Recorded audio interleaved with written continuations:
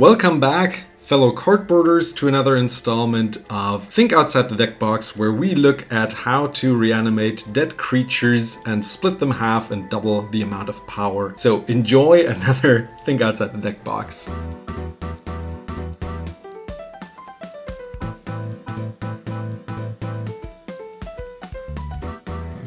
As you might notice, there is no Gisa Ghoulcaller here.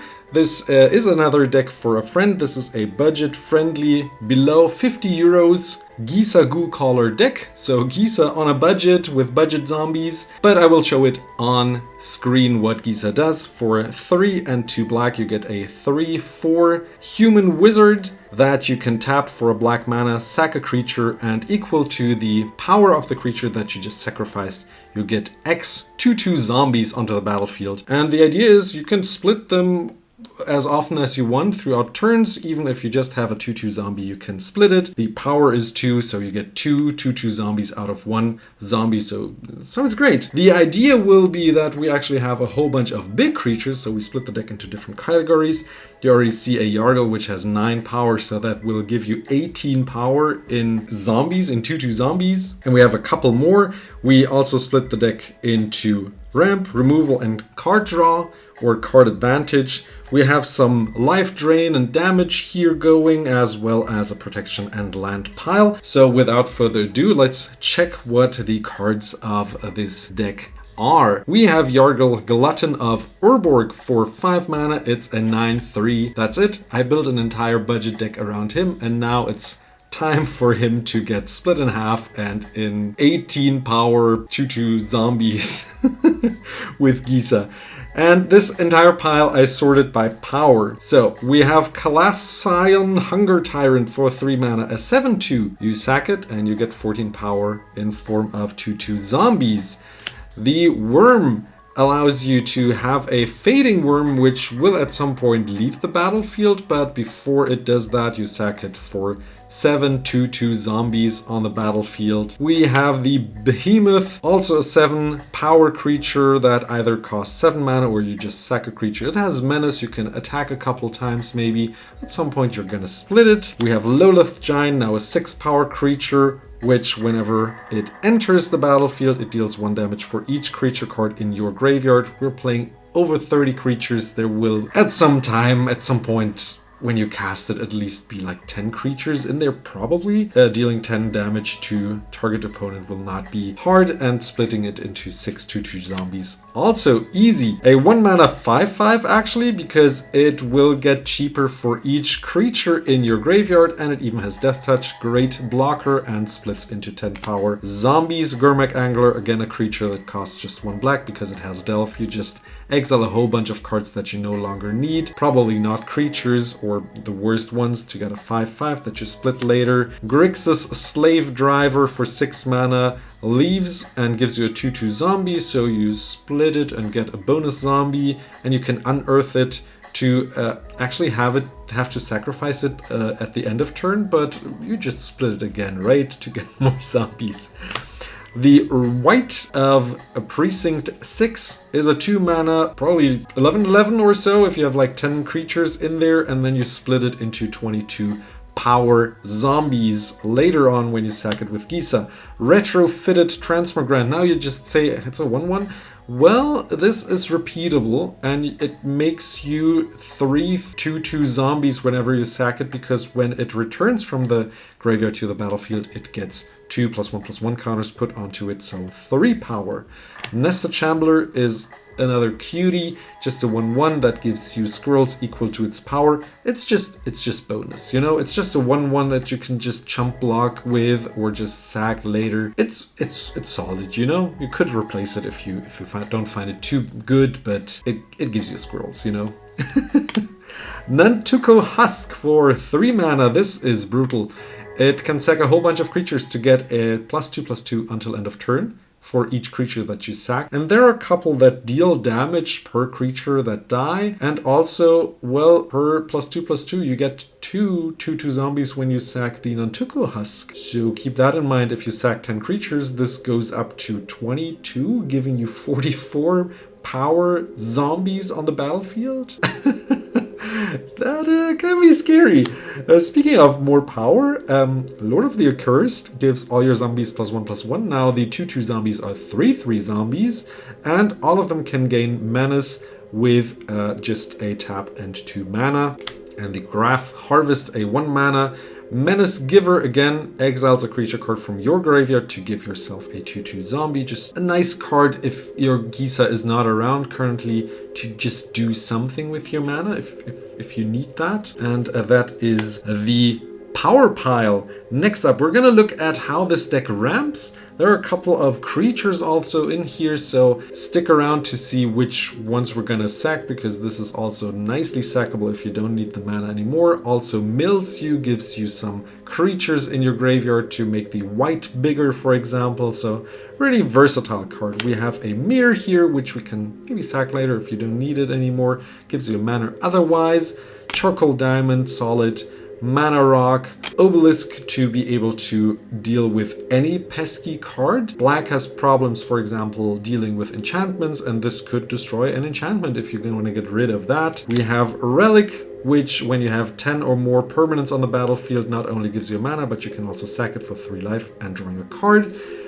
Talisman gives you 1 life every turn when you tap it. Commander's Sphere you can later sack for a card. Darksteel Ingot is indestructible, and the Solemn Simulacrum gives you land tapped and also draws your card when it dies, so 2 in 1, and you can also split it into zombies, obviously. Gauntlet of Power, the last one, the strong ramp card here, doubles your mana. You choose a color, black, obviously. Boost your entire team, and then it doubles your black mana that you produce. Next up, Removal. We play Noxious Ghoul for 5 mana 3/3, and when this one enters, or any other zombies, all non-zombies get -1/-1. This is our board wipe in this deck. Later on you could also just split it into more zombies, or you keep it around. You remove a couple of your non-zombies, like for example the Solemn Simulacrum, which you want to see die anyway, so you don't mind. But we're playing so many zombies, probably like 25-ish, I haven't counted, but so many, and we don't mind if some of our non-zombies die and we just continue wiping the board of small creatures from our opponents. And well, if we keep in mind, if we actually like pull off getting 20 zombies with the Nantuko Husk, we do actually deal -20, -20 to each creature, so it's an entire board wipe. So keep that in mind. Rot-Tyke Gargantua for 5 mana, it exploits, so you sacrifice a creature. When it enters, you may. If you do, everyone else also sacrifices a creature. We play a couple of these sacrificers. Flashback Marauder wants everyone to sacrifice. This also wants everyone to sacrifice when it enters. Siphon Flash, again, everyone sacrifices. For each one player that's sacrificed, you get a 2/2 zombies again. We have Doomblade to destroy a non-black creature, as well as Murder to destroy any creature at instant speed. Eaten Alive to actually exile a creature or planeswalker, not just for 1 mana, you also have to pay 4 or sacrifice a creature to do so. The worst versions are Bone Splinters and Bone Shards here. Bone Shards is the better one, that can also destroy a creature or planeswalker. This just destroys a creature. Both of them say sack a creature additionally or discard a card you choose. Tragic Slip, -1/-1. If a creature died, and it's a zombie deck, it's a black deck, creatures will die. You can actually deal -13, -13, being able to deal with probably any creature, even indestructible ones. Tendrils of Corruption to deal X damage to a creature and gain X life equal to the amount of swamps that we play. We play a whole bunch of swamps, but a couple of nice utility lands, so stick around till the end. Soul Guide Lantern. This gives us a couple options. When it enters, we exile any 1 card from a graveyard.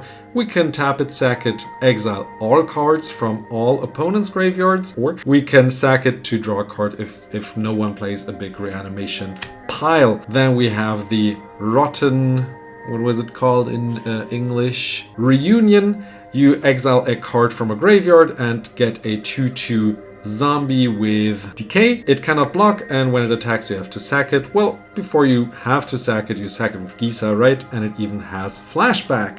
Next up, we have our card advantage pile. Corpse Harvester is one of our strongest cards in here, which is a tutor in form of a zombie. For 5 mana, you get a 3/3.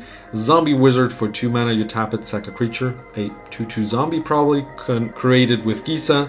And you search your library for a zombie card and a swamp card and put them both in your hand. Now, that is great, right? Every zombie deck should play this card. If you don't have it, why don't you have it in your zombie deck? Get it. It's still cheap. What does it cost, by the way? It costs $2.50. Get it. Next up, Vampiric Rites. You now are able to sack creatures for 2 mana to get 1 life and draw 1 card. Similarly, Witch's Cauldron, it has to tap to sack a creature and gain a life and draw a card, so it's the worst version, but why not have some redundancy? We have the Foulmire Knight, which lets you draw a card and lose a life when you go on an adventure, and later on has some Death Touch for some nice protection. Morbid Opportunist lets you draw a card whenever 1 or more creatures die, only once per turn, but, well, we can sack at an opponent's turn as well. Nasty End, a couple of instants that let you actually sacrifice stuff at instant speed, besides the Nantuko Husk that we saw earlier. If we even sacrifice a legendary creature, which 90% of the time we will not do with Gisa, we even draw 3 cards. Altar's Reap, we draw 2 cards, sack a creature before. Similarly, sack a creature or artifact, draw 2 cards. Village Rites, sack a creature, draw 2 cards for just 1 mana. Sign in Blood, draw 2 cards, lose 2 life. You could even try to kill a player with that. Siphon Mind, everyone discards a card, and for each one that did, you draw a card. Ghoul Razor, when it enters, you return a zombie at random from a graveyard to your hand. Aphedo Dredging, you choose a creature type, zombie probably, and get zombies 3 in number from your graveyard to your hand. Crawl from the Cellar, for 1 you get a creature card from your graveyard to your hand and put a +1/+1 counter onto 1 zombie, and it has flashback. Next up, Raise the Draugr, you get a creature from your graveyard into your hand.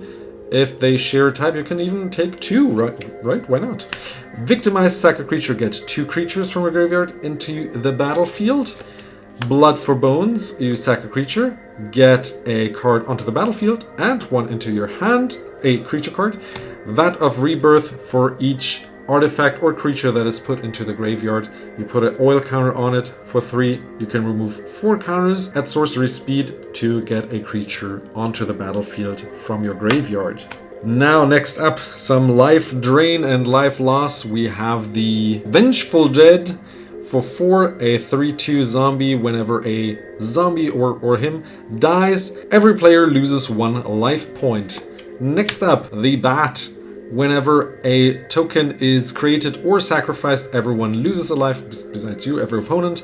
Sir Conrad, a very strong card by itself, but also in a sacrifice and mill strategy deck. For 5, whenever a creature dies, is put into the graveyard or from anywhere from the battlefield into the grave, or from your library onto the grave, every opponent loses a life. And for 2 mana, everyone mills 1 card, and, well, then the first ability triggers and everyone loses some life, right? Zulaport Cutthroat drains some life whenever a creature you control dies from each opponent. Gem Palm Polluter, this has cycling. If you don't need it, you can just throw it out of your hand to draw a fresh card. And when you cycle it, you may have target player lose 1 life for each zombie that you have. Strong, otherwise another strong power creature that you can sack for 8 power zombies. Shepherd of Rut is a continuous damage dealer by tapping it, and everyone, including you, will get dealt 1 damage per zombie, so be careful with that one.